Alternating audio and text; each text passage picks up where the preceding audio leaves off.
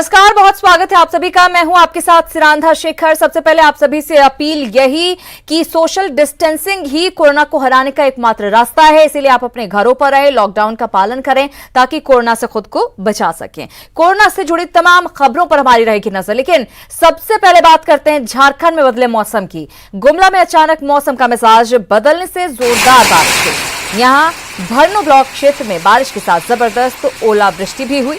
ओलों का आकार काफी बड़ा था। बारिश के साथ ओलावृष्टि से संपत्ति को काफी नुकसान पहुंचा है। इधर वज्रपात से घाघरा थाना क्षेत्र के गोया गांव में एक बच्चे की मौत भी हो गई है।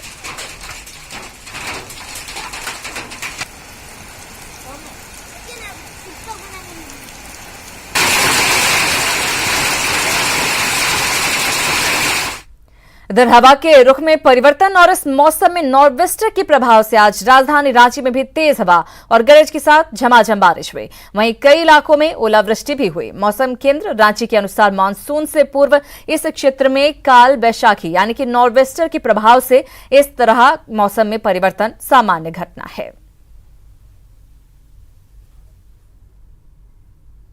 तो झारखंड में अचानक से मौसम का मिजाज बदल गया है। तेज बारिश रांची में भी हुई है, गुमला में भी हुई है। गुमला में ओले भी पड़े हैं। और अब जान लेते हैं झारखंड में कोरोना का अपडेट। सबसे पहले आपको बता दें 154 अब कोरोना संक्रमितों का आंकड़ा झारखंड में पहुंच गया है।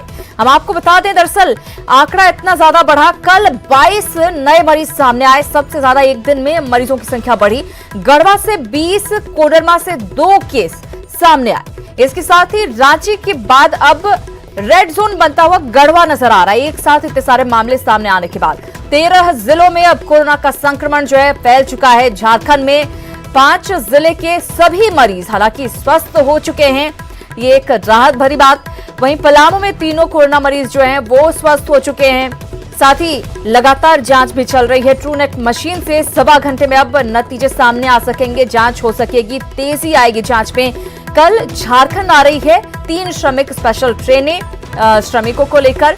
एक ट्रेन टाटानगर, 2 ट्रेन हटिया पहुंचेगी जहां पर श्रमिक पहुंचेंगे। इधर झारखंड में कल कोरोना का कहर देखने को मिला, जहां अचानक राज्य में 22 मरीजों में कोरोना संक्रमण की पुष्टि हुई। रांची के रिम्स में सैंपल की जांच में 21 मरीजों के कोरोना पॉजिटिव होने की पुष्टि हुई। इनमें से 20 मरीज अकेले गढ़वा जिले के बटिया और धुर्की के रहने वाले हैं। वहीं एक कोरोना संक्रमित कोडरमा का है, जबकि धनबाद पीएमसीएच में भी जांच में महाराष्ट्र से लौटा कोडरमा का ही एक व्यक्ति कोरोना पॉजिटिव पाया गया है। इसके साथ ही झारखंड में कोरोना पॉजिटिव मरीजों की संख्या बढ़कर 154 हो गई है।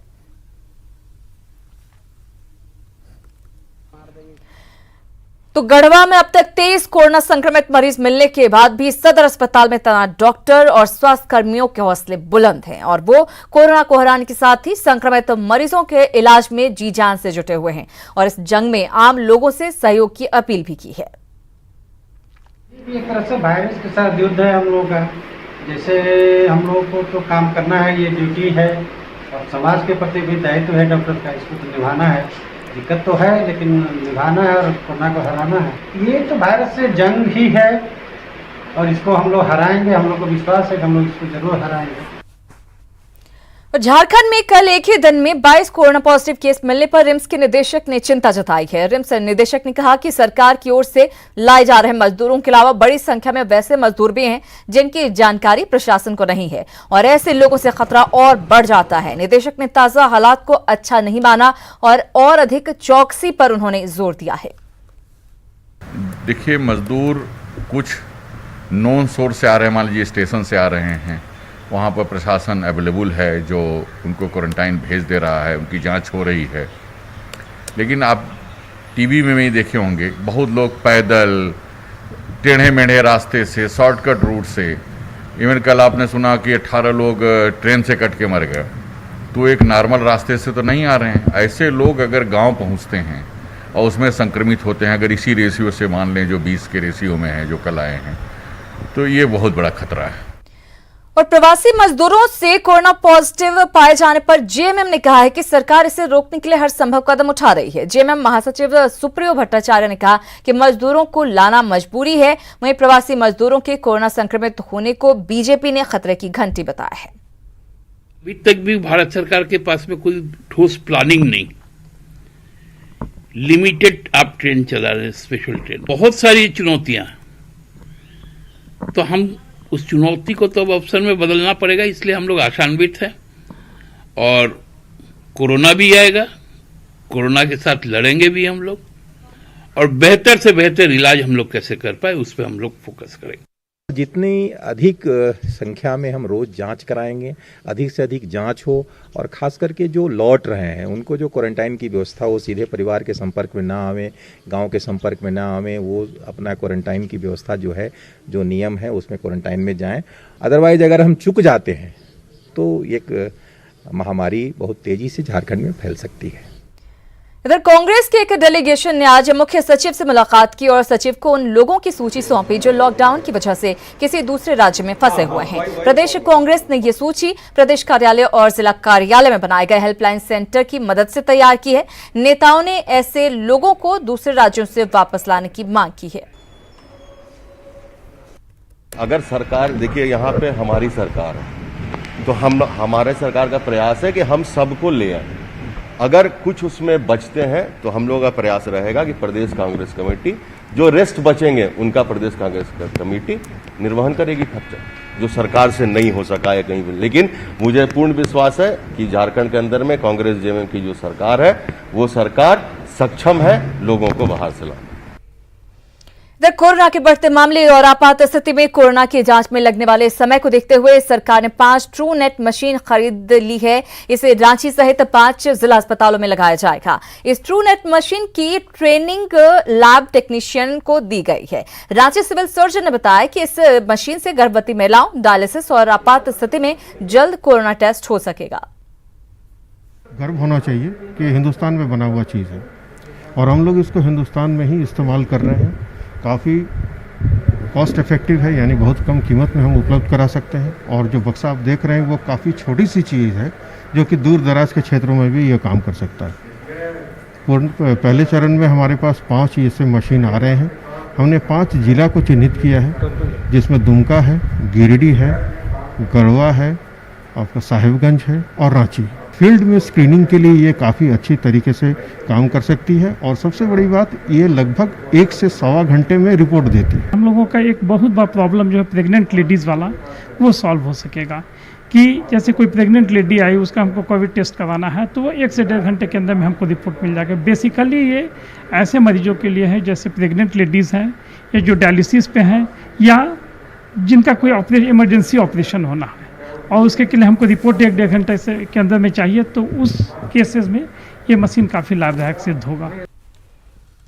और झारखंड में कोरोना के मामले तेजी से बढ़ रहे हैं। शुक्रवार को एक ही दिन में 22 पॉजिटिव केस मिले, जिसके बाद अब जरूरत है कि सरकार और प्रशासन अपनी तैयारियों को तेज कर ले, लेकिन झारखंड में ऐसा होता नहीं दिख रहा है। दूसरी जगह की बात छोड़िए, रिम्स के एकीकृत कोरोना सेंटर में 30 आईसीयू बेड में से 12 बिना वेंटिलेटर के हैं। 3.25 करोड़ की आबादी वाले राज्य में 400 से कम ही वेंटिलेटर हैं। राज्य के ज्यादातर जिला अस्पतालों में वेंटिलेटर है ही नहीं। देश में जहां 40,000 की आबादी पर एक वेंटिलेटर है, तो झारखंड में यह आंकड़ा 70,000 के पार है। अभी तक जो भी आंकड़े हैं और जो हमारा एक्सपीरियंस है उसके हिसाब से हम लोग रेडी हैं। उसके हिसाब से झारखंड रेडी है कि जितना भी जरूरत पड़ेगा उतना लेकिन हाँ, आने वाले 6 महीने के बाद कितना स्थिति क्या होने वाली और कितनी हमें वेंटिलेटर की जरूरत पड़ेगी, ये कहना अभी भी मुश्किल है। 16 वेंटिलेटर एक्टिव है हमारे यहाँ, जिनका कि जब भी जरूरत पड़े हम लोग यूज़ कर सकते हैं। पूरे अस्पताल में मात्र 16? मात्र 16। बाकी सब दूसरे विभागों में है, जरूरत पड़ेगा तो पूल करेंगे। अभी तक वेंटिलेटर की जरूरत कुछ खास वैसी महसूस हुई नहीं है। जी। तो जब जरूरत होगा तो हम लोग और भी पूल करेंगे, लेकिन 16 अभी कोविड वार्ड में ही हम लोग करके रहेंगे। झारखंड का देखेंगे तो बहुत ज़्यादा स्पॉट नहीं था, धीरे धीरे बढ़ रहा था। और अगर हम लोगों ने पॉलिसी बनाया है, लोग आ रहे हैं बाहर से यहाँ पे, तो उसके लिए हम लोगों को तैयार रहना पड़ेगा और हम लोग तैयार। कोरोना काल में सामाजिक और आर्थिक व्यवस्था हर दिन जख्मी होती दिख रही है। ऐसे हालात में मध्यम और लघु उद्योगों को बचाने को लेकर कारोबारी जगत ने एक बार फिर सरकार से आस लगाई है। देखिए कोरोना का कारोबार कनेक्शन।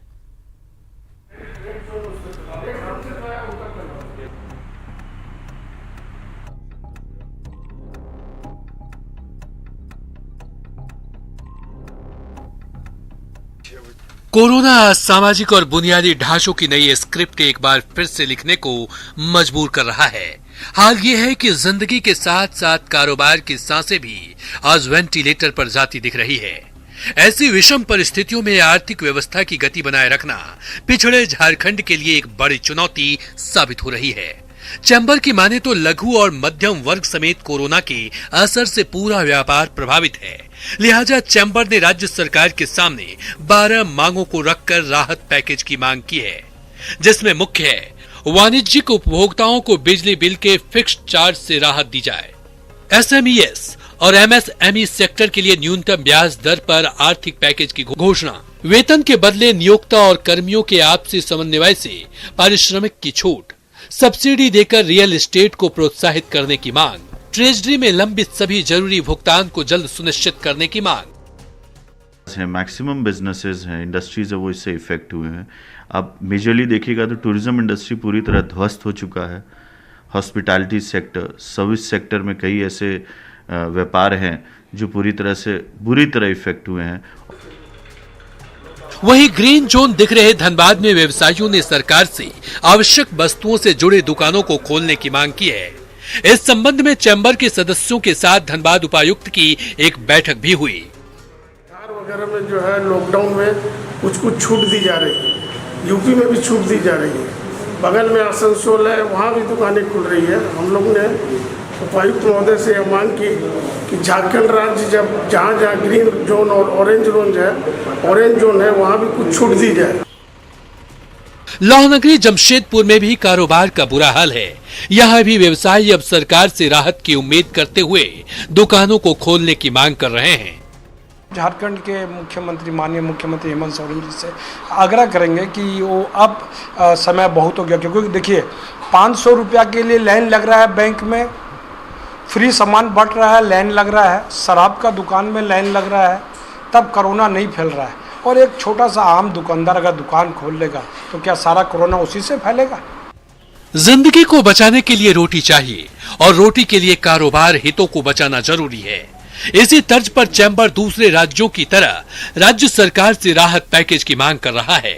अब देखना यह है कि राज्य सरकार कारोबारी हितों का कितना ख्याल रख पाती है। जमशेदपुर से आशीष और धनबाद से दिलीप के साथ रांची से संजय कुमार सिन्हा की रिपोर्ट।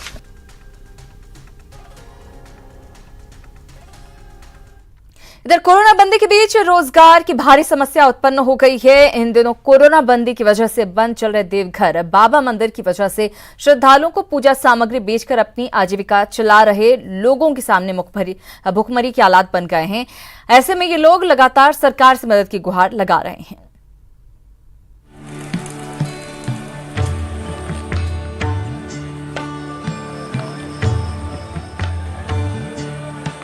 बाबा मंदिर के आसपास की ये गलियां जो दिन रात श्रद्धालुओं की भीड़ से खचाखच भरी रहती थी, आज यहाँ सन्नाटा पसरा है। दुकानों के शटर पिछले 45 दिनों से जस के तस बंद हैं। दरअसल कोरोना बंदी में मंदिर बंद रहने के कारण एक भी श्रद्धालु देवघर नहीं पहुंच रहे हैं, जिसका सीधा असर सिंदूर बद्धी बेचकर अपनी रोजी रोटी चलाने वाले छोटे व्यापारियों पर पड़ा है। देवघर में बाबा मंदिर के आसपास सिंदूर बद्धी बेचने वाले लगभग 3000 दुकानदार और खुदरा विक्रेताओं को प्रतिदिन औसत 300 से 400 रुपए की कमाई हो जाती थी। लेकिन कोरोना बंदी के बाद इनके सामने अब भुखमरी की समस्या उत्पन्न हो गई है। किसी तरह गुजर बसर करने को मजबूर ये लोग अब घर घर जाकर बद्धी सहित अन्य सामग्री बेचने को मजबूर हैं। बराबर बेच रहे थे आज 10 साल से, लेकिन ये लॉकडाउन होने से अभी हम घूर के ये सब सामान, बद्धी माला, पानी बोतल, खाने पीने का सामान घर घर बेचते हैं। तो हम लोग का रोजी रोटी सब खत्म है। माने लमसम 40 दिन हो चला है। अब हमारा ऐसा पोजीशन है कि किसी के आगे हाथ भी नहीं फैला सकते। मध्यम वर्गीय हैं, मांगने में भी खराब लगता है। ये बाबा मंदिर पे और ये जो बाजार, जिस बाजार में मेरा दुकान है और यहाँ जितना भी लोग का दुकान है, सब बाबा पे ही आश्रित है। क्योंकि मतलब जितना यहाँ का मार्केट में लोग है सब परदेसी के बाजार पे डिपेंड करते हैं। और यदि परदेसी यहाँ पे नहीं आएगा, टूरिस्ट नहीं आएगा, तो हम लोग नहीं बेच सकते। लोकल दुकान का भले कुछ हो सकता है, लेकिन अभी फिलहाल हम लोग के लिए तो कुछ मतलब कोई ऑप्शन ही नहीं बचा है। तीर्थ नगरी होने के कारण देवघर में सिर्फ सिंदूर का लगभग 50 करोड़ का सालाना कारोबार होता है। यही कारण है कि देवघर और इसके आसपास लगभग 3 दर्जन छोटे बड़े सिंदूर बनाने वाली फैक्ट्रियां संचालित होती हैं। लेकिन कोरोना बंदी के कारण इन फैक्ट्रियों में भी अब ताला लग गया है। ये उद्योग पूर्ण रूप से श्रावणी मेला के ऊपर डिपेंड है। अगर श्रावणी मेला नहीं लगती है तो देवघर के साथ साथ पूरे संथाल परगना को बहुत ही क्षति होगी। उसका कारण अर्थव्यवस्था के ऊपर बहुत मतलब गहरा प्रभाव पड़ेगा। चूंकि 2 लाख तीर्थयात्री डेली आते हैं और 2000 रुपया भी अगर देवघर में खर्चा करते हैं तो 40 करोड़ रुपया डेली हो गया, जो कि पूरे महीने में 1200 करोड़ का मतलब ट्रांजैक्शन होता है। और उसी से देवघर का अर्थव्यवस्था टिका हुआ है। देवघर के साथ साथ पूरे संथाल परगना का अर्थव्यवस्था टिका हुआ है। इन व्यापारियों का मानना है कि संथाल परगना की अर्थव्यवस्था बाबा के मंदिर पर टिकी है। जब तक कोरोना बंदी पूरी तरह से खत्म नहीं होता, मंदिर के दरवाजे नहीं खुलेंगे, फैक्ट्रियां भी बंद रहेंगी। ऐसे में सरकार कोई बीच का रास्ता निकालकर इनको मौत के मुंह में जाने से बचा ले। न्यूज 18 के लिए देवघर से ऋतुराज सिन्हा की रिपोर्ट।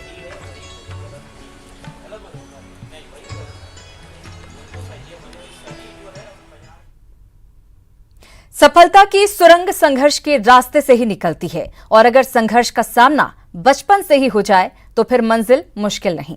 देखिए घाटशिला से ये एक्सक्लूसिव रिपोर्ट।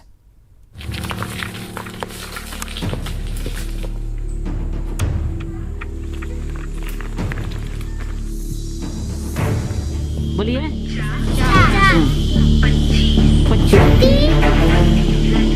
लट्टू वित्तियों बंजन वाली कविता को पढ़ते हैं। चेहरे पर मास्क, हाथों में किताब, नेटवर्क की तलाश में निकले हैं हम। वक्त करेगा कभी मेरे संघर्ष का भी हिसाब। पढ़ाई को लेकर ललक की ये तस्वीर पूर्वी सिंहभूम के अति पिछड़े डुमरिया प्रखंड के केंदुआ पंचायत की है, जहां सरकारी स्कूल के 10 से 15 बच्चे ऑनलाइन क्लास के लिए मोबाइल नेटवर्क की तलाश में हर दिन 3000 फीट की ऊंचाई को फतह करते हैं। नेटवर्क नहीं होने के कारण ऑनलाइन पढ़ने के लिए जंगल आते हैं, और ऐसे जंगल ऐसे ऑनलाइन पढ़ने के लिए नहीं आते हैं। बहुत जंगल के चारों ओर हरे भरे पेड़ पौधे भी है और पत्थर भी है। बहुत गांव में नेटवर्क नहीं तो हम लोग ऑनलाइन पढ़ने पहाड़ के ऊपर आते हैं। मेरा स्कूल का नाम विधु चंदन रेसिडेंशियल हाई स्कूल भगावंदी। चोटी तक पहुंचने से पहले पहली कक्षा से 7वीं तक के इन छात्रों को पहाड़ और जंगल के खतरनाक और पथरीले रास्तों से गुजरना होता है, लेकिन भविष्य में कुछ कर गुजरने का जुनून और स्कूल ड्रेस की ताकत इनके सफर को आखिरकार मुकम्मल बना देती है। 3000 फीट की ऊंचाई में उनके साथ होते हैं वीर सिंह देवगम, वही अंकल जिनके पास पूरे गांव में एकमात्र स्मार्टफोन है। नेटवर्क नहीं पकड़ता है, इसलिए जंगल के ऊपर आया है ऑनलाइन पढ़ने के लिए। हम पढ़ना चाहते हैं। गांव में बच्चे लोग के पास में सब कोई के पास में स्मार्टफोन नहीं है, तो हम समझ में आया कि मेरे पास में अगर है मोबाइल तो उनको ऐसे भी फ्री रहते हैं, थोड़ा सा बच्चे लोग को हेल्प किया जाए। इसी तरीके से में जहाँ टावर की समस्या है वहाँ पे तो थोड़ी परेशानी हम लोग भी महसूस कर रहे हैं। वहाँ के बच्चे इसका लाभ प्राप्त तो नहीं कर पाएंगे। यहाँ से वहाँ चूँकि समस्या है, हम लोग टावर तो व्यवस्था कर नहीं पाएंगे। डुमरिया प्रखंड के रांगामटिया जंगल ब्लॉक और दंपा बेड़ा जैसे पहाड़ी गांवों में बदहाल मोबाइल नेटवर्क के आगे इन बच्चों ने हार नहीं मानी, बल्कि नेटवर्क की इस बदहाली से उन्होंने संघर्ष का ककहरा सीख लिया। मासूम पांव आज अगर ऑनलाइन क्लास के लिए ऊंचाइयां चढ़ रहे हैं तो भविष्य में इनके मजबूत कदमों का अंदाजा सहज लगाया जा सकता है।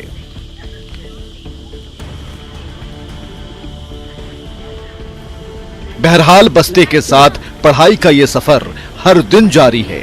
प्रभंजन, न्यूज 18, घाटशिला। पढ़ने का जुनून अगर ऐसा हो तो कोई भी सफलता पाने से नहीं रोक सकता। चलिए पलामू की खबर की बात करते हैं, जहां पर 3 कोरोना पॉजिटिव मरीजों के स्वस्थ हो जाने पर उनका मांदर की थाप से स्वागत किया गया। लेस्लीगंज प्रखंड से ये तीनों कोरोना पॉजिटिव मरीज मिले थे और इनका इलाज कोविड-19 अस्पताल तुमागाड़ा में चल रहा था। बताया जा रहा है कि इन तीनों का इलाज आयुर्वेदिक पद्धति से संभव हो सका। जिले के डीसी ने तीनों कोरोना पॉजिटिव लोगों को कोरोना हराने वाले हीरोज को कुर्ता पजामा और मिठाई देकर सम्मानित किया।